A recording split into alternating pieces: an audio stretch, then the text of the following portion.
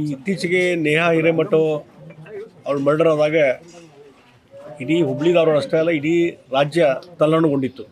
ಏನಪ್ಪ ಈ ರೀತಿ ಹಾಡಾಗಲೇ ಕಾಲೇಜ್ ಕ್ಯಾಂಪಸ್ನಲ್ಲಿ ಒಬ್ಬ ಹುಡುಗಿಯ ಮರ್ಡರ್ ಆಗ್ತದೆ ಅಂತಂದರೆ ಇವತ್ತು ಕಾನೂನು ಸುವ್ಯವಸ್ಥೆ ಇದೇನೋ ಇಲ್ಲ ಅನ್ನುವಂಥ ರೀತಿಯಲ್ಲಿ ಜನ ಚರ್ಚೆ ಮಾಡ್ತಾಯಿದ್ರು. ಮತ್ತು ಒಂದು ರೀತಿ ಭಯದ ವಾತಾವರಣ ಇಡೀ ರಾಜ್ಯದಲ್ಲಿ ಆವರಿಸಿದೆ. ಅದಾದಮೇಲಾದರೂ ಸರ್ಕಾರ ಎಚ್ಚರ ಆಗಬೇಕಾಗಿತ್ತು.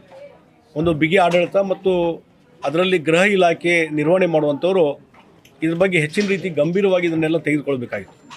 ಅದಾದಮೇಲೂ ಕಂಟಿನ್ಯೂಸ್ ಒಂದಿಲ್ಲೊಂದು ಘಟನೆಗಳು ನಡೀತಾ ಇದ್ದಾವೆ. ಕೊಲೆ, ಸುಲಿಗೆ ಮತ್ತು ಹಗಲು ದರೋಡೆ ಇವೆಲ್ಲ ನಡೀತಾ ಇದ್ದಾವೆ, ಡಕಾಯಿಟಿ ನಡೀತಾ ಇದ್ದಾವೆ. ಇದನ್ನು ಕಂಟ್ರೋಲ್ ಮಾಡುವಂಥ ಪರಿಸ್ಥಿತಿಯಲ್ಲಿ ರಾಜ್ಯ ಸರ್ಕಾರ ಇಲ್ಲ ಅಂತ ನಾನು ತಿಳ್ಕೊಂಡಿದ್ದೀನಿ.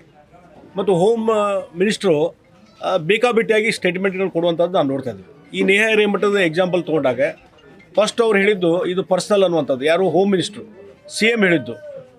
ಯಾವುದೋ ಇನ್ವೆಸ್ಟಿಗೇಷನ್ ನಡೀತಾ ಇದೆ, ಇನ್ವೆಸ್ಟಿಗೇಷನ್ ಆಗೋಕ್ಕೆ ಮುಂಚೆನೇ ಇದು ವೈಯಕ್ತಿಕವಾದಂಥದ್ದು ಹೇಳಿದರೆ ಅದ್ರ ಮೆಸೇಜ್ ಏನು ಹೋಗ್ತದೋ?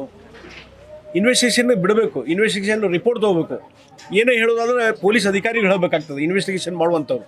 ಅದೇನು ಮಾಡೋದು ಈ ಬೇಜವಾಬ್ದಾರಿ ಹೇಳಿಕೆ ಕೊಡುವ ಮುಖಾಂತರ ಈ ರೀತಿಯಾದ ಮರ್ಡರ್ ಆದಂಥ ಸಂದರ್ಭದಲ್ಲಿ ಅದನ್ನು ಗಂಭೀರವಾಗಿ ತೆಗೆದುಕೊಳ್ಳೇ ಇಲ್ಲ ಸರ್ಕಾರ. ಅದಾದಮೇಲೆ ಈಗ ಅಂಜಲಿ, ಈಗ 2-3 ದಿವಸದಿಂದ ನಡೆದಂಥ ಘಟನೆ, ಅಂಜಲಿ ಮರ್ಡರ್ ಕೇಸು, ಇವನ್ನೆಲ್ಲ ನೋಡಿದಾಗ ಅವಳ ಅಮ್ಮನ ನಾವು ಮಾತುಕತೆ ನೋಡಿದರೆ ಈ ರೀತಿಯಾದಂಥ ಒಂದು ವಾತಾವರಣ ಮೊದಲಿಂದ ಇದೆ. ಥ್ರೆಟ್ ಕೊಡುವಂಥದ್ದು ಮತ್ತೊಂದು. ಮತ್ತು ಅವಳು ಹೇಳಿದ್ರು ಅವ್ರ ಅಮ್ಮ ಏನಂದರೆ, ನಾನು ಪೊಲೀಸ್ ಸ್ಟೇಷನ್ಗೆ ಹೋಗಿ ಈ ರೀತಿ ನಮ್ಮ ಹುಡುಗಿಗೆ ಬಂದು ಈ ಹುಡುಗ ಥ್ರೆಟ್ ಕೊಡ್ತಾ ಇದ್ದಾನೆ, ಏನಾದರೂ ಅನಾಹುತ ಆಗ್ತದೆ, ಅದಕ್ಕೆ ನಮಗೆ ರಕ್ಷಣೆ ಕೊಡಿ ಅಂತ ಹೋಗಿ ಕೇಳಿರ್ಲಿ. ನಿಜವಾಗಿ ಪೊಲೀಸ್ ವ್ಯವಸ್ಥೆ ಸರಿ ಇದ್ದರೆ, ಬಿಗಿ ಆಡಳಿತ ಇದ್ದರೆ ಅವ್ರೇನು ಮಾಡ್ತಾರೆ, ಇದನ್ನು ಕುಚೇಷ್ಟೆ ಮಾಡಿ ಕಳಿಸಿಬಿಡ್ತಾರೆ. ಇಂಥ ಘಟನೆ ನಡೀತಾವ್ರಿ, ಇದೇನು ಆಗೋದು ಹೋಗು ಅಂತ ಹೇಳಿ ಈ ಮೂಢನಂಬಿಕೆ ಮತ್ತೊಂದು ಅನ್ನುವಂಥ ರೀತಿಯಲ್ಲಿ ಅವರೇ ಹೇಳುವಂಥದ್ದಾದರೆ, ಈಗ ನೇಹಾ ಹಿರೇಮಠ ಆಯ್ತು, ಅದಕ್ಕೆ ನಿಮ್ಮದು ಆಗ್ತದೆ ಅಂತ ತಿಳ್ಕೊಂಡ್ರು, ಇವೆಲ್ಲ ಮೂಢನಂಬಿಕೆ ಬಿಡ್ರಿ ಅಂತ ಈ ರೀತಿ ಬುದ್ಧಿವಾದ ಹೇಳಿ ಕಳಿಸುವಂಥ ವ್ಯವಸ್ಥೆ ಇದೆಯಲ್ಲ, ಇದು ಸರ್ಕಾರದ ವ್ಯವಸ್ಥೆ ಕುಸಿದು ಹೋಗಿದೆ ಅನ್ನುವಂಥದ್ದು ಅರ್ಥ ಆಗ್ತದೆ. ಮತ್ತು ಹುಬ್ಳಿ ಧಾರವಾಡದಲ್ಲಿ ಪೊಲೀಸ್ ವ್ಯವಸ್ಥೆ ಕುಸಿದು ಹೋಗಿದೆ. ಅವ್ರಿಗೆ ಯಾವುದೂ ಯಾವ ವಿಚಾರವನ್ನು ಗಂಭೀರವಾಗಿ ತೆಗೆದುಕೊಳ್ಳುವಂಥ ವ್ಯವಧಾನ ಇಲ್ಲದಂಥ ಪರಿಸ್ಥಿತಿ ಆಗಿದೆ.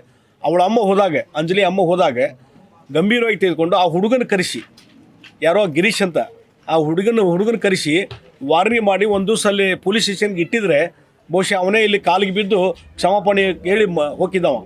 ಆದರೆ ಅದನ್ನು ಮಾಡಲೇ ಇಲ್ಲ. ಆ ಹೆದರಿಕೆ ಅನ್ನುವಂಥ ವಾತಾವರಣವೂ ಇಲ್ಲ. ಹೀಗಾಗಿ ಆತ ಫ್ರೀಯಾಗಿ ಅಡ್ಡಾಡಿದ. ಮತ್ತು ಬೆಳಗ್ಗೆ 9-5 ಗಂಟೆಗೆ ಬಂದು ಬಾಗಲ ಬಡಿದು ಮರ್ಡರ್ ಮಾಡಿ ಹೋಗ್ತಾನಂತಂದರೆ ಅಂದರೆ ಪೊಲೀಸರ ಹೆದರಿಕೆನೇ ಇಲ್ಲ ಇವರಿಗೆ.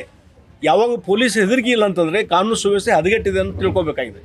ಅದಕ್ಕಾಗಿ ಒಂದು ಪೊಲೀಸ್ ವ್ಯವಸ್ಥೆ ಕುಸಿದೋದ್ರೆ ಯಾವುದೇ ನಾಗರಿಕ ಶಾಂತ ರೀತಿಯಿಂದ ಬಾಳ್ವೆ ಮಾಡಲಿಕ್ಕೆ ಸಾಧ್ಯನೇ ಇಲ್ಲ. ಕರ್ನಾಟಕ ಆ ರೀತಿ ಪರಿಸ್ಥಿತಿ. ಬೇರೆ ರಾಜ್ಯಗಳನ್ನ ನಾವು ಮೊದಲು ಕರಿತಿದ್ವಿ, ಬಿಹಾರ ರಾಜ್ಯ, ಉತ್ತರ ಪ್ರದೇಶ ಗುಂಡಾ ರಾಜ್ಯ ಅಂತ ಕರಿತಿದ್ವಿ. ಆದರೆ ಇವತ್ತು ನಿಜವಾಗಿ ಗುಂಡಾ ರಾಜ್ಯ ಆಗಿದ್ದು ಕರ್ನಾಟಕ ಅಂತ ನಾವು ಇವತ್ತು ಹೇಳಬೇಕಾಗ್ತದೆ. ಇವತ್ತು ಯೋಗಿ ಆದಿತ್ಯನಾಥ್ ಬಂದ ಮೇಲೆ ಇಡೀ ಉತ್ತರ ಪ್ರದೇಶ ಸಂಪೂರ್ಣ ಬದಲಾವಣೆ ಆಗಿದೆ. ಯಾವ ಒಬ್ಬ ಮುಖ್ಯಮಂತ್ರಿ ಲೀಡರ್ಶಿಪ್ ತೆಗೆದುಕೊಂಡಂಥವ್ರು ಯಾವ ರೀತಿ ಕೆಲಸ ಮಾಡ್ತಾರೆ, ಯಾವ ರೀತಿ ಉತ್ತಮ ಆಡಳಿತ ಕೊಡ್ತಾರೆ, ಅದರ ಮೇಲೆ ಅಲ್ಲಿ ಜನರಿಗೆ ಒಂದು ನೆಮ್ಮದಿ ಇರ್ತದೆ. ಆದರೆ ಇವತ್ತು ಕರ್ನಾಟಕದಲ್ಲಿ ಜನರ ನೆಮ್ಮದಿಯನ್ನು ಕೆಡಿಸುವಂಥ ಕೆಲಸ ಇವತ್ತು ಕಾಂಗ್ರೆಸ್ ಪಾರ್ಟಿ, ಕಾಂಗ್ರೆಸ್ ಸರ್ಕಾರ ಮತ್ತು ಮುಖ್ಯಮಂತ್ರಿ, ಉಪಮುಖ್ಯಮಂತ್ರಿಗಳು ಅವ್ರ ಬೇಜವಾಬ್ದಾರಿ ಹೇಳಿಕೆಗಳೇ ಇವತ್ತು ಆಡಳಿತ ವ್ಯವಸ್ಥೆ ಕುಸಿದಿದೆ ಅನ್ನುವಂಥದ್ದು ಇದು ಸಾಕ್ಷಿ ಅನ್ನುವಂಥ ಮಾತನ್ನು ಹೇಳ್ತೀನಿ.